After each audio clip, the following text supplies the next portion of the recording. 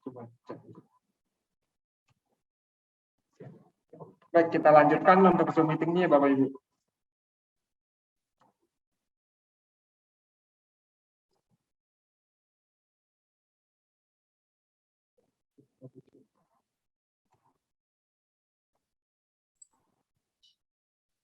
Nah, kan sebelumnya kan kita semua kan untuk melapor itu terpisah-pisah untuk PPh 21, 22, 23, dan 2, kan semuanya kan pelapornya terpisah-pisah. Nah, untuk dimulai dari bulan September ini, semua linknya sudah dijadikan satu di DJP Online. Nah, apa sih yang melatar belakangi kita membuat kebijakan tersebut? Yang pertama itu untuk memberikan kemudahan, sehingga kita tidak perlu istilahnya menghafal banyak link, nanti kan kita kan bisa bingung sendiri, kalau ini lapornya dari mana. Untuk itulah, untuk di bulan September ini, kita mewajibkan melalui satu link aja, SPT Masa Unifikasi di DJP Online.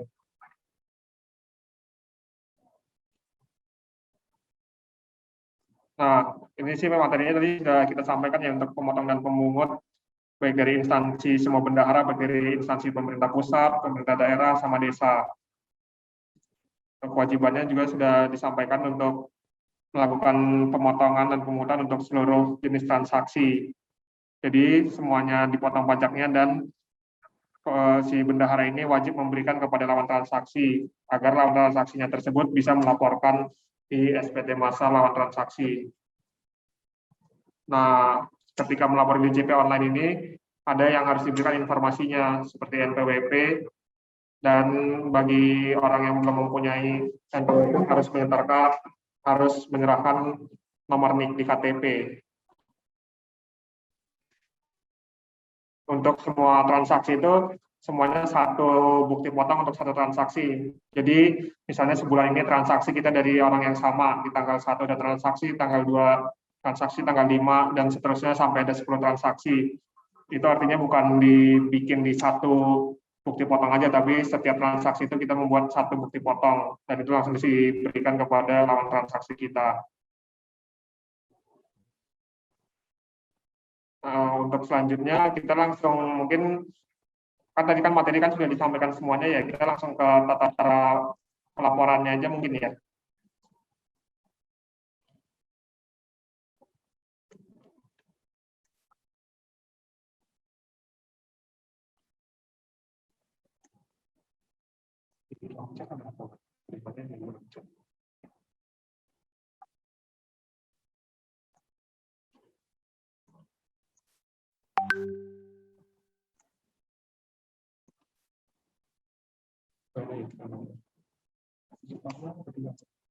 Nah, untuk melaporkan tadi semua, kan sebelumnya kan misah-misah nih Bapak Ibu. Nah, untuk di September ini semua menjadi satu link, yaitu DJP Online. Mungkin semuanya udah familiar dengan link djponline.pajak.go.id. Tadi kita langsung saja setelah login menu lapor. Sebelumnya kan hanya ada ibu pot yang bawahnya kan 23 dan 26. Nah, di bulan September ini nanti sudah muncul di atasnya untuk bupot unifikasi. Nah, sekalian mengingatkan untuk Bapak dan Ibu yang belum mengajukan sertifikat elektronik, itu bisa mengajukan di KPP dan di KP2KP, mana yang terdekat, melalui pos juga bisa, agar bisa segera melaporkan melalui DJP Online, karena sudah diwajibkan dimulai bulan di September ini. Jika mungkin kan karena masih awal nih di bulan September, ada yang bertanya-tanya kok pas buka menu lapor kok cuma ada satu gitu, cuma ada ibu pot 23 atau 26. Nah, itu caranya kita tinggal membuka yang profil, kemudian kita pilih aktivasi fitur layanan. Nanti itu ada banyak macam pilihannya. Nanti kita centang saja yang ibu pot PPh unifikasi. Setelah itu kita centang, kita ubah fitur layanan. Nah, biasanya setelah kita ubah fitur layanan ini, kita langsung ke login nih dari DJP Online kita. Nah, nanti kita tinggal login lagi, terus balik lagi ke yang tadi. Kita pilih yang menu lapor. Setelah kita centang itu akan muncul menu ibu pot unifikasi. Itu baru Bapak dan Ibu bisa melaporkan SPT ibu pot unifikasi. Nah, sebelum melaporkan itu, Bapak dan Ibu punya kewajiban nih, terutama yang instansi pemerintah pusat, dia buka ke menu pengaturan. Jadi yang membawahi, misalnya ada dinas pendidikan nih. Dinas pendidikan ini kan membawahi banyak sekolah, banyak lah di bawahnya. Nah, nanti kita buka menu pengaturan, itu kita wajib mengisikan yang di bawahnya kita membawahi apa, kita masukkan NPWP-nya sehingga yang bawah kita itu juga nantinya bisa memanfaatkan aplikasi Ibuport Unifikasi ini. Nah, nanti tunggu sampai statusnya aktif. Nanti kan setelah yang menurut tadi kan buka pengaturan, kita buka aja yang wajib pajak pengurus, nanti dipilih NPWP-nya berapa, nanti akan otomatis by system namanya siapa. Nanti langsung kita simpan. Setelah disimpan berhasil, nanti akan muncul tampilan seperti ini. Nanti ini contohnya aja, ada Angga Sukma, dia statusnya aktif. Nah, nanti pastikan statusnya aktif. Bila statusnya belum aktif, kita pilih yang di aksi, itu kan ada lambang, seperti lambang refresh. Nanti kita tinggal klik yang lambang refresh itu, dan nanti statusnya langsung aktif. Nah, di sini tuh ada menunya, ada macam-macam yang aksi. Untuk melihat SPT, itu ini nanti sih PPT-nya kita kasih juga sih. Jadi dari pembuatan ini kita bisa melihat SPT-nya, kita bisa cetak bukti potongnya, cetak SPT. Jadi semuanya itu sudah dimasukkan ke sistem. Nanti kita kalau mau mencetak juga bisa. Misalnya kan ini lawan transaksi kita. Pak, saya mau minta bukti transaksi kita dong. Nah, misalkan kan takutnya pengarsipan berkas kita kan kurang rapi. Nanti tinggal buka aja di JP online-nya ini, nanti bisa dicetak lagi kembali.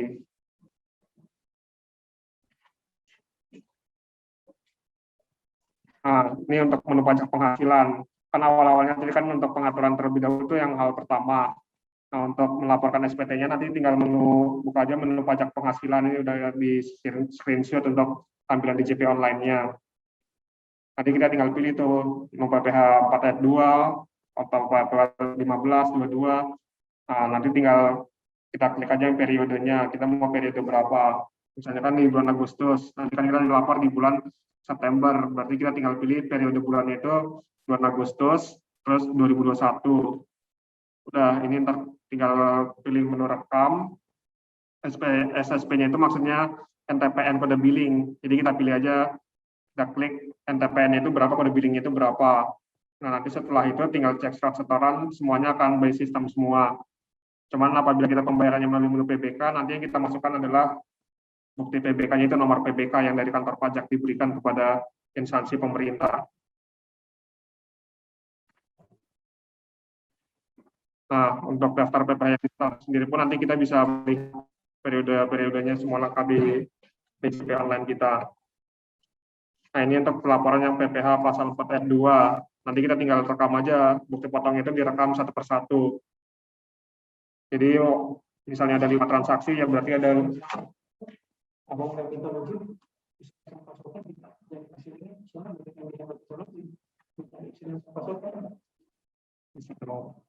jadi tinggal pilih aja bukti potong, direkam. Setelah semuanya direkam, nanti kan ada menu tuh yang A, daftar bukti potong. Nah, nanti kita bisa melihat semua daftar bukti potong itu ada berapa. Kalau misalnya mau ditambah lagi, kita tinggal klik tambah yang di daftar dokumen. Nanti kita bisa cek lagi. Nah, kan untuk transaksi kan tidak semuanya untuk faktur pajak. Misalnya transaksi dengan yang non PKP, otomatis kan kita tidak punya faktur pajak. Nah, berarti nanti kita menyetop. Berarti bukti yang dipakai adalah bukti kwitansi biasa. Cuman untuk transaksi dengan PKP, kita wajib menyerahkan yang dokumennya itu faktur pajaknya. Nah, inilah yang tadi fungsinya kita yang menu pengaturan itu, kita memilih penanda tangan. Jadi, penanda tangan itu adalah nama bendahara dari instansi pemerintah tersebut.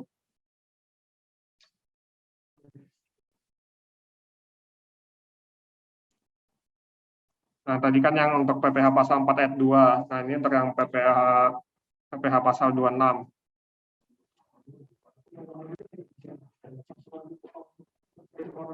Ini PPh pasal 26 ini untuk yang subjek pajak luar negeri sih mungkin sangat jarang dipakai. Yang harus dikuasain sebenarnya yang untuk PPh 4 ayat 2, 15, 2223 sama PPN.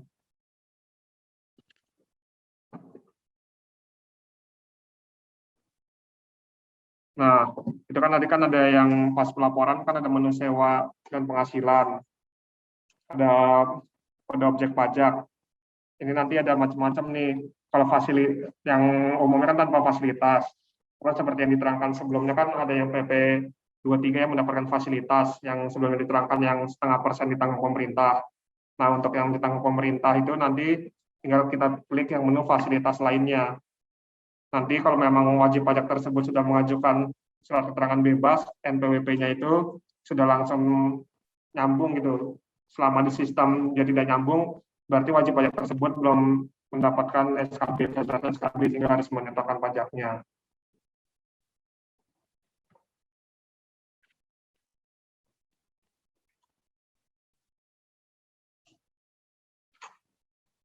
Nah, ini yang untuk PPh pasal 26. Cuman kalau yang 26 kan mungkin tidak dipakai ya, karena ini kan untuk yang subjek pajak luar negeri.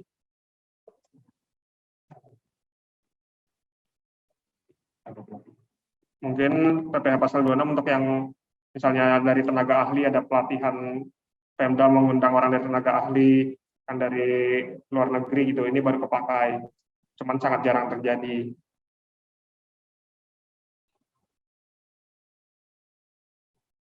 Nah, setelah sudah tadi membuat bukti potong, kita juga ada kewajiban untuk perekaman bukti penyetoran. Jadi semua kode billingnya itu semua harus diarsipkan bukti pembayarannya, dan kalau PBK juga harus diarsipkan. Karena bukti penyetoran itu ada dua macam, ada dari kode billing, ada juga yang dari pengajuan PBK. PBK itu misalnya tadinya ada transaksi yang kelebihan pembayaran. Nah, kelebihannya itu dipindahkan untuk untuk pajak yang belum dibayar. Itu namanya yang untuk PBK. Semuanya harus diarsipkan oleh instansi pemerintah.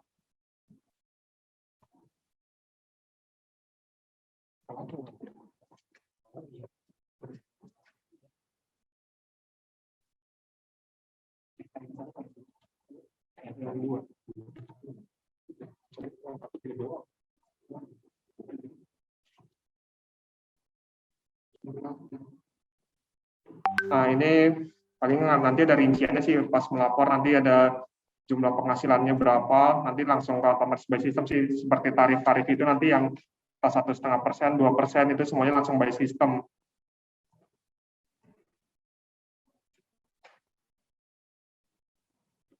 Ini yang menu kirim SPT. Jadi sih seperti itu aja Bapak Ibu. Mungkin ada yang ingin ditanyakan terkait PPh pasal 22, 23, dan 26. Untuk yang sesi kali ini sih kita fokus ke 22, 23, 26 ya, karena untuk yang PPh 21 kan sebelumnya kan sudah dijelaskan oleh Pak Henry dan Pak Indradi pada pertemuan di 2 minggu lalu, sama udah 2 kali itu. Kita untuk yang kali ini kita fokus di PPh 22, 23, dan 26 saja ya.